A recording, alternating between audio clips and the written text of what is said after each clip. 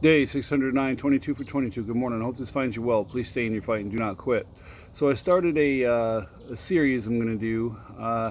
It's called Technology and Time Has Changed War and Us. And it has.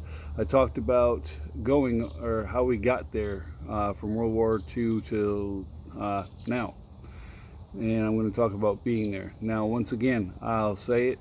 I have not been there, but I did train to lead soldiers doing it over there.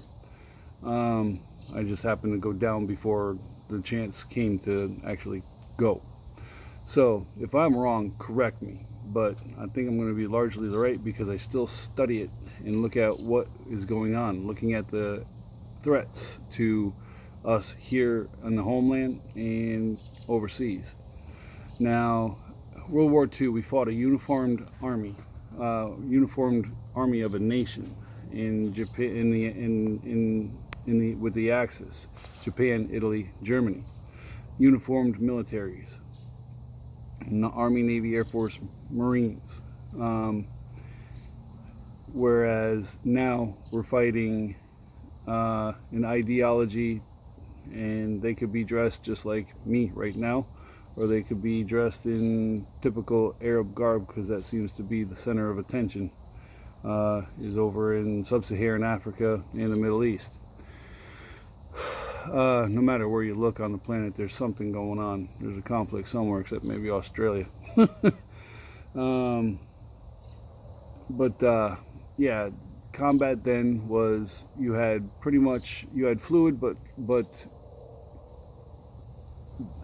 noticeable battle lines where enemy forces were located, and we largely practiced to fight the Soviet Union in much the same manner.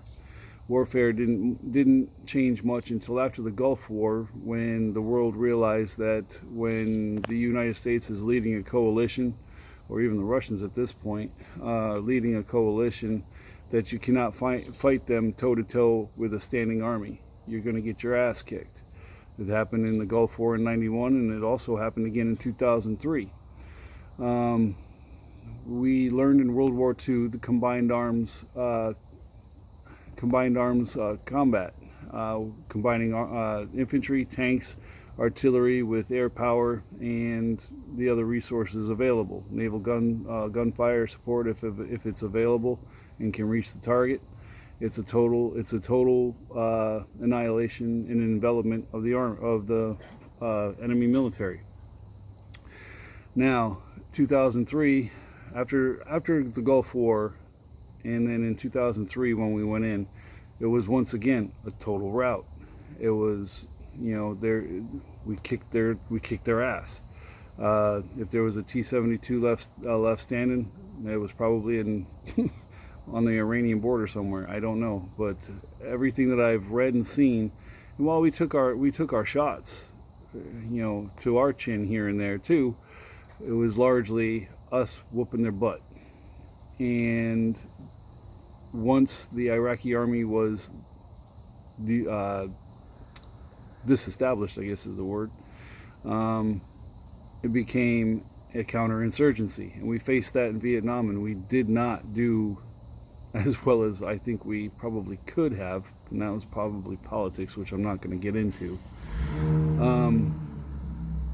So our enemies learned from our enemies on how to hit us where it hurts, and that is by using non-uniformed personnel, doing small unit raids or ambushes, or situations with like World War II, mines were a big fear.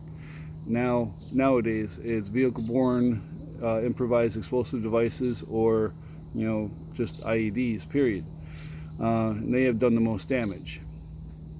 Now, in World War II, we also did go door to door, but we were looking to shoot the known enemy in the face and take that building. Nowadays, it's going in to round up suspected terrorists and fighters for that particular area.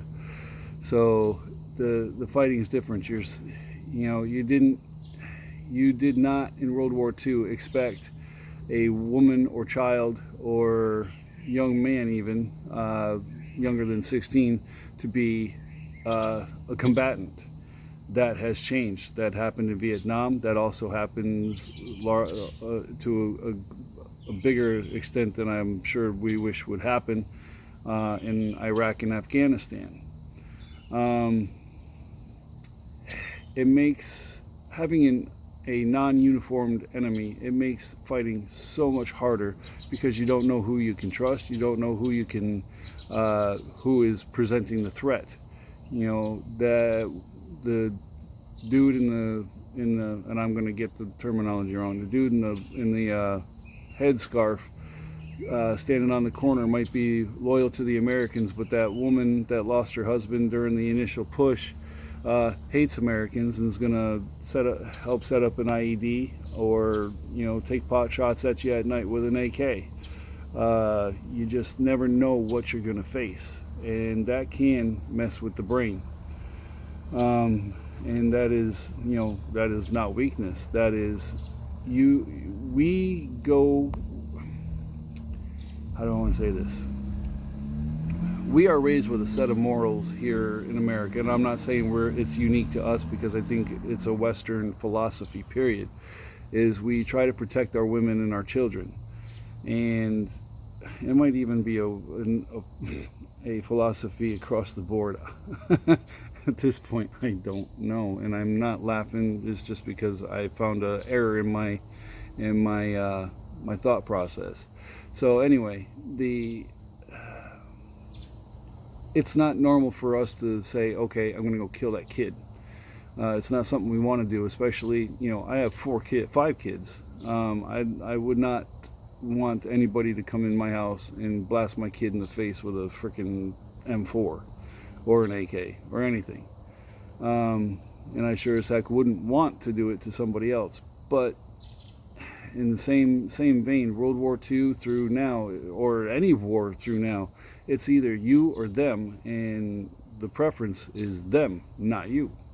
So you do what you got to do and then have to deal with the consequences later, and that is not easy. But you do have to forgive yourself for that, because you volunteered to serve your country, but you didn't volunteer to go shoot that kid in the face just because. There was a reason that you did it, and if you're wrong, yeah, that's going to weigh heavily as far as if you shot the wrong person, or called an artillery strike on the wrong spot. Combat is a moral quagmire, and there is no easy answer other than that you signed up to do the job, and your country sent you to do that job. If you want to blame anything, blame your country, blame your government. Maybe not the country, but your government. Not yourself for having to do what you had to do to make sure that you came home, because that was your job, was to make sure that that you did your job for your nation and brought you and your fellow soldiers, sailors, Marine, airmen home. That's the bottom line. Holy crap! I looked. It was 4 minutes. All right, time to wrap this one up. I will continue on with this, and please leave comments. Tell me where I'm wrong. Tell me where I'm right. Tell me where I'm ate the fuck up and need to shut the hell up. Whatever you think you need to say, and help guide me along this one, I'd appreciate it, because like I said, I've not been there. So anyway, push-ups.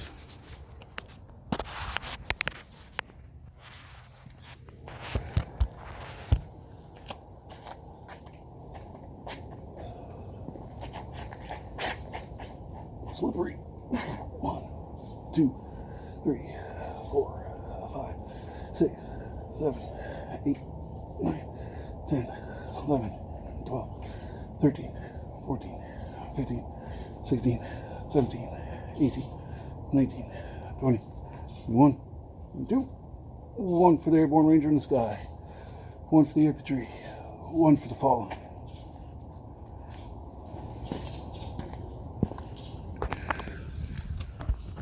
So I have the YouTube channel, that_pushup_guy_tough. If you would, please like, subscribe, hit the notification bell, and leave me a comment in the video. I also have my Facebook page, Jim Tough, and I post in approximately 20 veterans Facebook groups. I would appreciate if you share the video. If you go to share the video inside a group and can't because of the security settings, please come to my page and share from there. I'd appreciate it. Whew. If you need help, seek help. Get it from friends, family, professionals. There is absolutely no shame and no weakness in seeking help to make sure that you stay here on this plane. Do what you got to do to be here. Please, whatever you do, do not use suicide as a permanent solution to a temporary or permanent problem. You got this. We'll see you here tomorrow. Tough out.